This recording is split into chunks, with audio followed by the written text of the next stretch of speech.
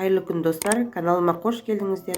Жаңа жылдық мерекелік дастарханымызда міндетті түрде тұратын сары түсті цитрус мандарин жемісінің пайдасы мен зияны туралы бөліскім келеді. Мандариннің негізгі отаны Қытай, Жапония, Үндіқытай елдерінің субтропиктік және тропиктік аудандарында өсіріледі. 19 ғасырдың басында Еуропаға жетіп, Марокко, Түркия, Испания, Мексика елдерінде де өсіріле бастады. Мамыр-шілде айларында гүлдейді. Қараша-желтоқсан айларында жеміс береді. Басқа цитрустарға қарағанда жапырақ жіңішкелеу және ең тез пісетін әрі көп жеміс беретін ағаш. Мандарин суыққа төзімді, қарашірігі мол топырақта жақсы өседі.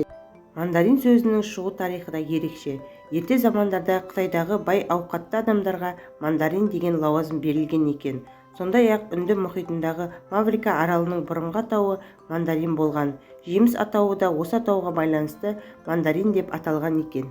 Ежелгі Қытайда мандаринді бақыт, байлық және ұзақ өмір сүрудің символы деп есептеген. Сол үшін де олар қонаққа бара жатып мандаринді сыйлыққа алатын болған. Өз кезегінде үй иесі де кетіп бара жатқан қонағына осы жемісті сыйлаған екен. Мәңгі жасыл болатын мандарин ағашы бір маусымда 600 данаға дейін жеміс береді екен. Тіпті Қытайда 5000 данаға дейін жеміс беретін мандарин ағаштары да болған екен. Мандариннің құрамында әртүрлі дәрумендер бар. Калий, магний, фосфор сынды минералдар да бар. Мандарин жемісінің шырынында 7,10% қант, 0,9% қышқыл, С және Р витаминдері, ал қабығында эфир майы, пигмент және каротин болады. Қысқы уақытта адам ағзасына өте пайдалы витаминдерге бай. Майо ғылыми орталығы мандарин көңіл күйді көтеріп, адамға оптимистік рух беретінін анықтаған. Оның қабығынан тәбет ашу және ас қорыту үшін дәрілер жасалынады.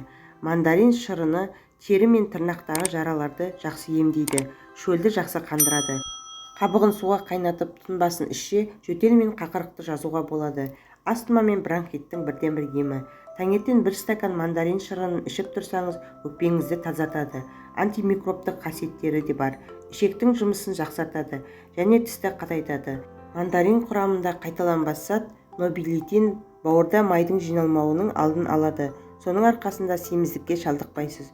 100 грамм мандариннің құрамында 420 калория болады. Асқазан ішек аурулары іш өтумен ұласқан жағдайда мандарин шырыны өте пайдалы. Оның қабығы тері ауруына, іш кебуде, ұйқысыздықта, жоғары қан қысымына қарсы өте пайдалы. Дәрігерлер мандариннің шектен тыс жеу аллергияның пайда болуына алып келетінін айтады. Яғни іш кеуіп, асқазан ішек жолы созылмалы ауруларының асқынуы мүмкін. Сондықтан асқазаны ауыратын адамдарға аз жеген жөн. Диетологтар мандаринді кешкі сағат 5-ке дейін жеуге кеңес береді. Ең маңыздысы, оны аш қарынға жеуге болмайды.